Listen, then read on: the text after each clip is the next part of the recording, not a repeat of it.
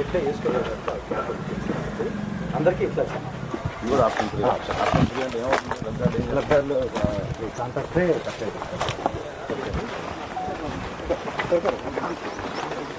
Layout document beneficiaries list ఒక కొలిచే tape దేనికోసం వస్తున్నట్టు ఫీల్డ్ ఇన్స్పెక్షన్కి ఉపన్యాసం ఇచ్చి వెళ్ళిపోవడానిక చెప్పండి. వారం రోజుల నుంచి చెప్తున్నాం కదా మీకు ఫీల్డ్ విజిట్ ఉందని.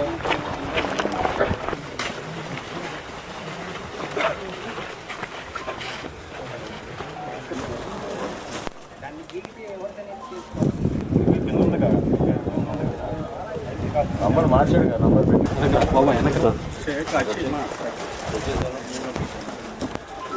తుడిపేసి ఇక్కడ నంబర్ రాశారు. బ్యాంక్ వాళ్ళు సేల్ బ్యాంక్ అలా పెట్టారు.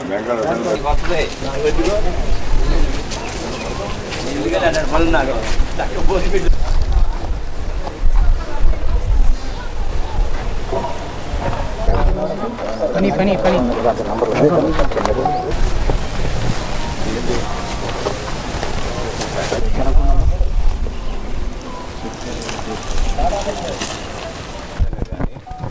ఏం పద్ధతి అండి? ఇట్లా ఎట్లా మెయింటైన్ చేస్తారు? రికార్డ్స్ ఎట్లా మెయింటైన్ చేస్తారు ఇట్లా మీరు అసలు? డీ గారు రండి. నేను రాత్రి కూడా మనకి ప్లాట్ నెంబర్ వచ్చింది అట్లా తీసాం కదా.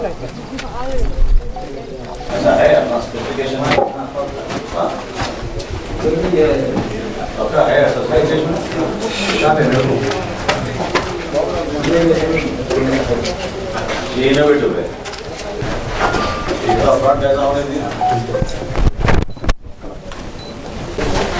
एक ओरिजिनल बेनिफिशियरी को गरीब जो है उसको आप साथ ही नहीं दिए.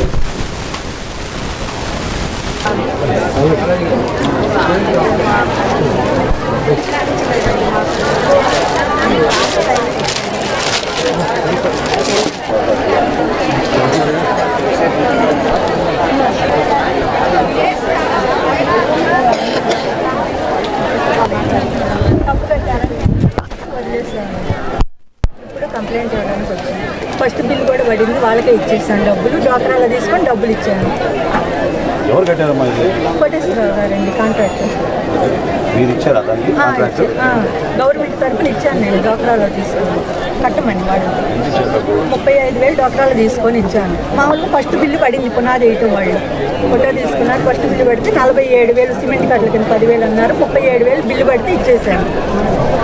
మొత్తం 84,000 ఇచ్చాను వాళ్ళకి. కానీ ఇప్పుడు తప్పు కట్టేయాలంటే డబ్బులు కట్టమని మేము కట్టమని.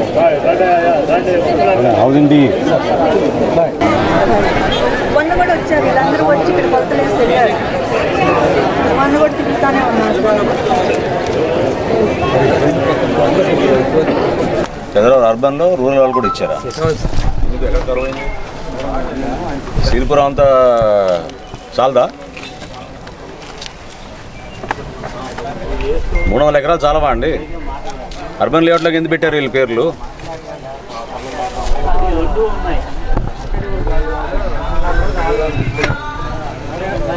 అక్కడ నామ్స్ ఉన్నాయా మీకు?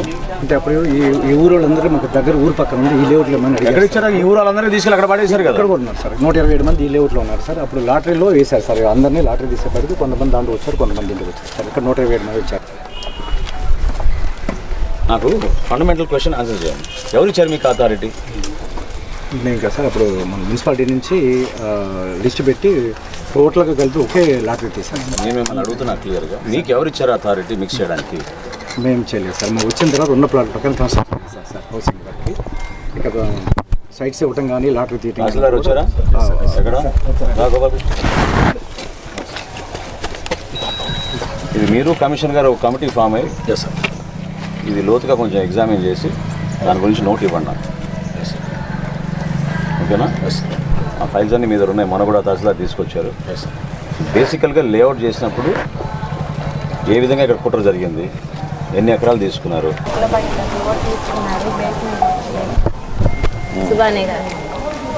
కాంట్రాక్టర్స్ పేరు సుబానియా. ఏం చేశాడు? బేస్మెంట్ ఒకటే ఇలా కట్టారు సార్. 2 సంవత్సరాలు అయింది డబ్బులు కట్టి కూడా. రెండుసార్లు ఎట్లా దాంట్లో కంప్లైంట్ పెట్టాను, వాళ్ళు ఏం పట్టించుకోలేదు. నేను కానీ ఎక్కడ ఉంటుంది కంప్లైంట్? మీరు వెళ్ళి ఎవరికి ఇస్తారు కంప్లైంట్? రెడ్ క్రాస్ బిల్డింగ్లో సార్, విఆర్ఓ. ఇప్పుడు ఇక్కడ వచ్చి ఇవ్వండి, పోలీస్ కంప్లైంట్ ఇవ్వండి, ఇప్పుడు యాక్షన్ తీసుకుంటా. ఓకేనా? నువ్వు కాంట్రాక్ట్ ఇచ్చినప్పుడు ఎంత కడతా అన్నాడు సార్? నాకు 1,50,000 ఇస్తే చేస్తాను. గవర్నమెంట్ ఇచ్చే కాక 1,50,000 ఇస్తే పెట్టిస్తాను. గవర్నమెంట్ ఎంత ఇచ్చింది అప్పుడు నీకు? 1,80,000 ఇచ్చింది సార్. ఆ 1,80,000కి ఇంకో 1,50,000 యాడ్ చేయమన్నాడు. అంటే 3,30,000.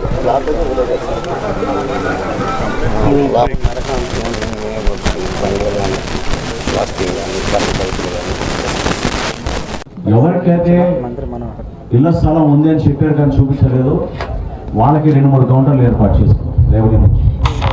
ఎవరికైతే ఇల్లు కడతామని చెప్పి కట్టలేదో వాళ్ళకి చేయాల్సిన కార్యక్రమం ఏ విధంగా ముందుకు తీసుకెళ్తామనే దానిపైన కూడా పూర్తి అవగాహన చేసాం.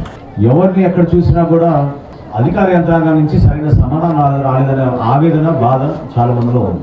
నేను ఇందాక కాలనీలో కూడా కానీ చూపించలేదు, వాళ్ళకి 2-3 కౌంటర్లు ఏర్పాటు చేసుకున్నాం రేవడి నుంచి. ఎవరికైతే ఇల్లు కడతామని చెప్పి కట్టలేదో వాళ్ళకి చేయాల్సిన కార్యక్రమం ఏ విధంగా ముందుకు తీసుకెళ్తామనే దానిపైన కూడా పూర్తి అవగాహన చేసాం. ఎవరిని ఎక్కడ చూసినా కూడా అధికార యంత్రాంగం నుంచి సరైన సమాధానం రాలేదనే ఆవేదన, బాధ చాలా మందిలో ఉంది. నేను ఇందాక కాలనీలో కూడా నేను పర్యటిస్తున్నప్పుడు కొన్ని చోట్ల అస్తవ్యస్తంగా కట్టారు, కొన్ని చోట్ల సరైన వసతులు లేవు. భవన నిర్మాణాలు జరిగేటప్పుడు ముందుగా మనం చేయాల్సింది ఏంటంటే, ఇక్కడ సుమారు ఎక్కడైతే ప్రభుత్వం నుంచి పొరపాట్లు ఉన్నాయో నేను మీకు మాట ఇస్తున్నాను, నెల రోజుల్లోనే వాటిని సరిదిద్దుకొని మీకు ఇబ్బంది కలగకుండా ఖచ్చితంగా మీకు న్యాయం జరిగేటట్టు, ఏదైతే మీరు కలగన్నారో సొంత గృహ నిర్మాణం చేసుకోవాలన్న ఒక తపనతోటి పాపం ఇంతమంది ఆవేదనతోటి ఈరోజు వచ్చారు, వాళ్ళందరికీ న్యాయం చేసే బాధ్యత ఈ ప్రభుత్వం తీసుకుంటుందని మనస్ఫూర్తిగా నేను మీకు హామీ ఇస్తున్నాను. నెల రోజుల్లోనే మనందరం మరొకసారి ఇట్లానే ఒకసారి ఇక్కడ కలుసుకుని ఇంకా ఏమైనా సమస్యలు ఉంటే వాటి గురించి పరిష్కారం చేద్దాం. చాలా మంది నాకు చూపించింది వర్షం పడినప్పుడు కనీసం వెళ్ళలేకపోతున్నాం. కొంతమంది అయితే ఏం చెప్పారంటే మెయిన్ రోడ్ మీదే వాళ్ళ స్కూటర్లు ఆపేసుకుని నడుచుకుంటూ వాళ్ళ గృహాల దగ్గరికి వెళ్తున్నాం అని చెప్పారు.